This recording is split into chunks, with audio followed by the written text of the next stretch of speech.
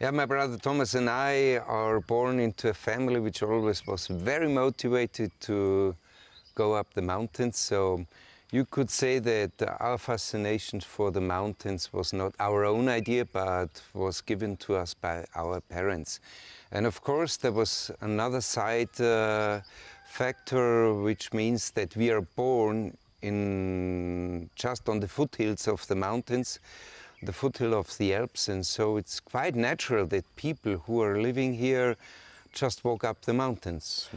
Yeah, and we get the passion from our parents, and now who we are professional mountaineers and climbers. So we travel around the world before Corona, and we were in Asia, in America, Antarctica, Arctic, and we were searching for new peaks, new lines, and we had a great time in the mountains, and that's what we are.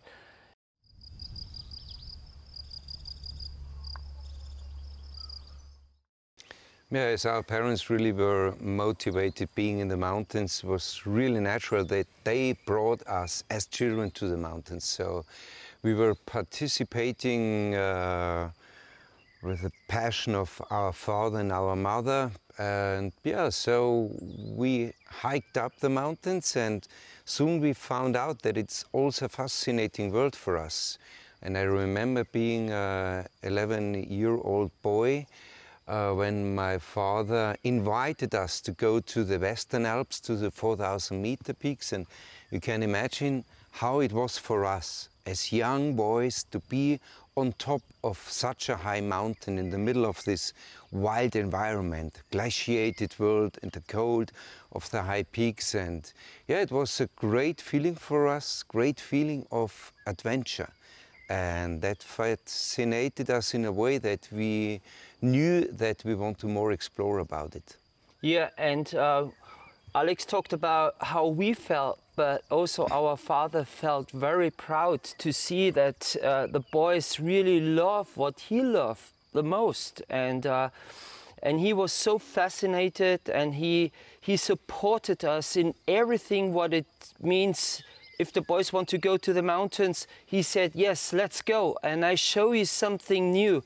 And we were so curious of every new terrain what we discovered for ourselves. First it was the 4,000-meter peak, then it was the vertical world of climbing.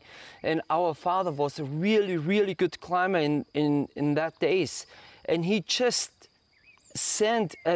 put the seeds in our heart, and he just poured some water, and then we grow as a climber. And he was so proud of that, what we did.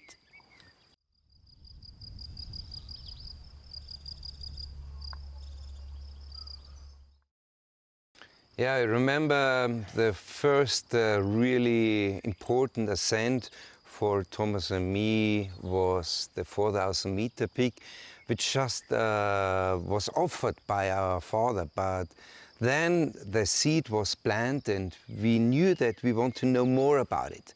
And there was, like Thomas said, the vertical world of climbing was what was even more interesting for us, fascinating for us. And then we tried to combine these two different worlds. The high peaks, 8,000-meter peaks, were of course in our dreams from the very beginning, just by reading books, but then combining this world of high mountains with the actual climbing. And so we could see that there was so much space there to explore unknown terrain, and this was the most interesting factor for us about mountaineering and alpinism. I think it's a wonderful picture to see. Our father gave us a backpack made, you can go climbing with this backpack. And we put all the stuff into this backpack about all the skills you have to train if you want to reach something. And we were not forced to train. We love to train, because with training we feel we get better. And I think the main part where we said we found our way was our first ascent. And first we were just repeating routes, and we realized how we as a team, we are pretty good. Alex was very tiny, 16 years old. Now, 15 years old, I was 17. We had no car. Our mother took us to the mountain. And in our backpack was all our skills inside. We went up in the mountains to a wall where was no line before. So in our mind, we already knew where we want to climb, where nobody was before. And that was actually the main adventure. Opens our world, and this world goes around the globe.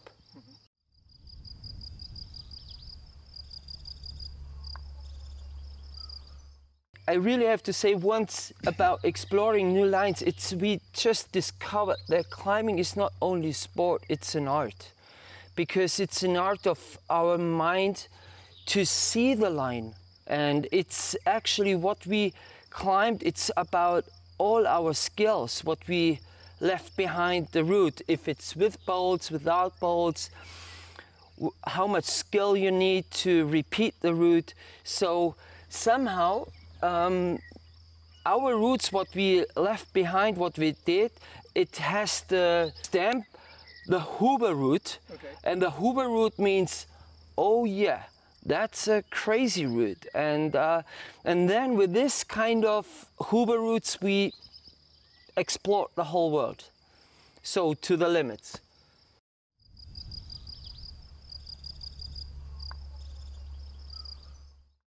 You could say that Thomas and I were born into a period of alpinism when, for example, the 8,000-meter peaks were explored in big parts, like Reinhold Messner, who was the first to climb successfully Mount Everest, the highest peak in the world, without supplementary oxygen. He also collected all 14 8,000-meter peaks. It was pretty much obvious that there's not so much terrain left to explore. But then there was coming the free climbing, means climbing without artificial aid, without pitons, ladder, hammer, but climbing with just the natural holes of the surface of the rock. And that was the new understanding how to climb walls, not in an artificial style, but in a very sportive style. And so we could see that there was a new horizon with which we could combine the traditional alpinism, climbing 8,000-meter peaks, the high peaks of the world, bringing these two worlds together. Left for us so much unknown territory, and you could say, what is our characteristic about mountaineering and alpinism? We were very visionary in the approach of climbing, because we tried to bring together the new style, the modern art of free climbing with the traditional alpinism. And this was just so fascinating for us, because we could see whether it would be in the Karakorums, in the Himalayas, in the Antarctic or Patagonia or Yosemite Valley in California, there was so much left to do for us. We just had to start doing it. That was the time when we suddenly discovered our skills from the Alps to bigger walls, and maybe the biggest wall in the climbing history, which is very good accessible, where a lot of climbing history is made, is El Capitan. And Alex went there 95 and climbed Salathe. I went back 1 year later. I also could climb Salathe. And then we went together and tried to search through this 1,000-meter very compact granite wall, new free lines. And that was actually a time where we get more and more skills. And that was also the next step to the next step, that we go from California to Patagonia, to the higher peaks in Karakorum, try to free climb in a high grade up to 6,000 meter, for example, on Nameless Tower, or to different terrains that we go to Antarctica or Arctica. For us, it was always very important that it's not only climbing, it's also about telling stories, meeting people, explore also new cultures. For us, it's not only the climb, it's also about the whole culture, which is important for us. The experience with countries, the mountains are in certain countries where people live, and experiencing these different cultures is also what enriches the experience in mountaineering. Yeah.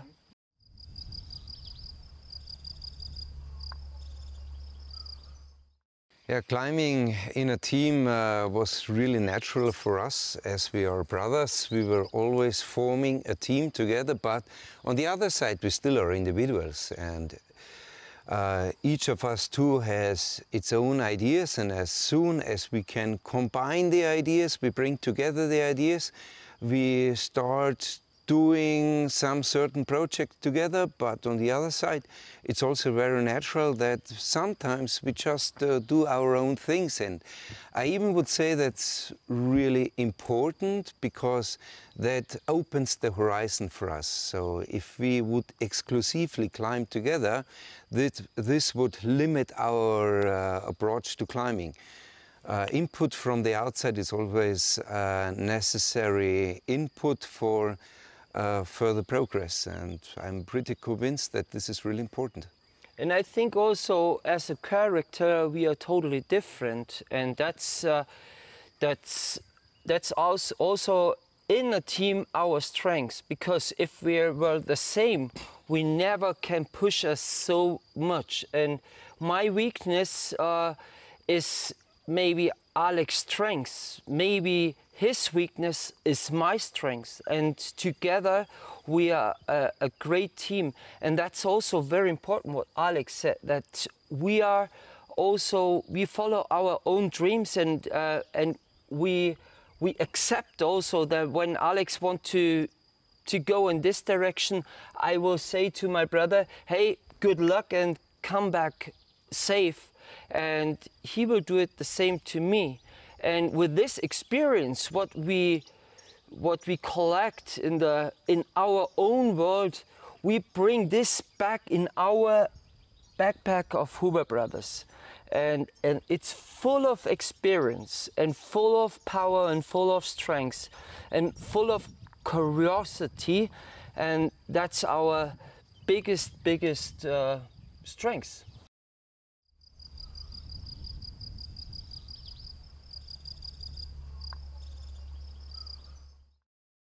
Yeah, you could say that risk is always involved into mountaineering, because we are always on the way in a kind of terrain where you could fall down.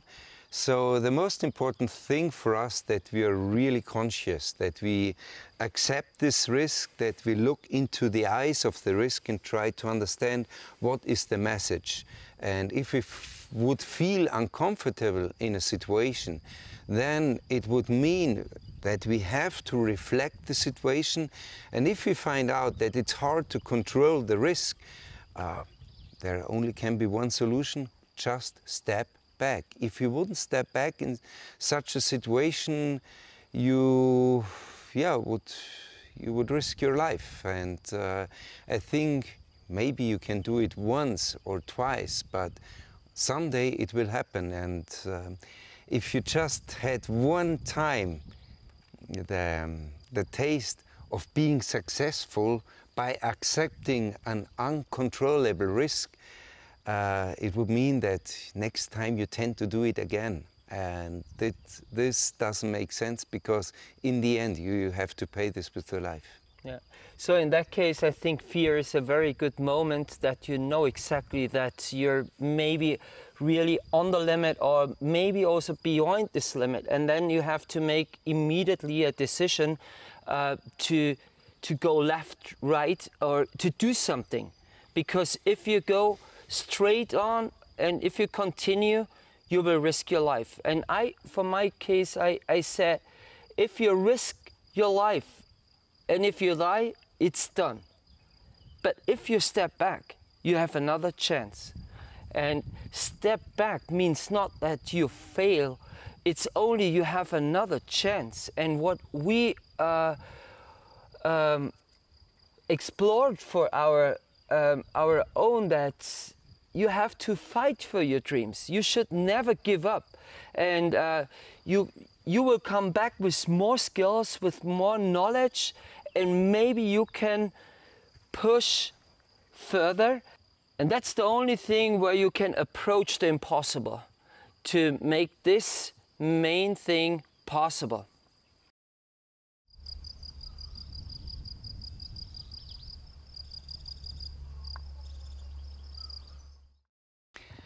Yeah, we more or less took always the chance which offered us the life. When we had been young, we were offered by the world of mountaineering through our father, and we took the chance because it seemed to be interesting for us. And later on, when I finished studying, when I had my master's degree in physics, I would have had the chance to work as a scientist, but I could see also the chance to live as an alpinist, and I took the chance to explore a more uncertain thing which seemed to be much more interesting to me, the world of mountaineering. And so you could say that our life always was characterized by searching the uncertainty and taking the chance which is offered through life. And I have to say how it feels this life. It's a lot of fun, and it feels very free, and we are somehow also rebels. We are not only following the path of the society, so we have sometimes really the freedom what we really love to do. So we are climbers, and it feels really, really good. And I think it was the best decision what we made. Go the uncertain way, not the secure way, where you of course get always the money, as Alex said, work as a scientist, maybe I work as a teacher. No, we don't know what's tomorrow, but we are looking forward because we have enough skills to make it happen.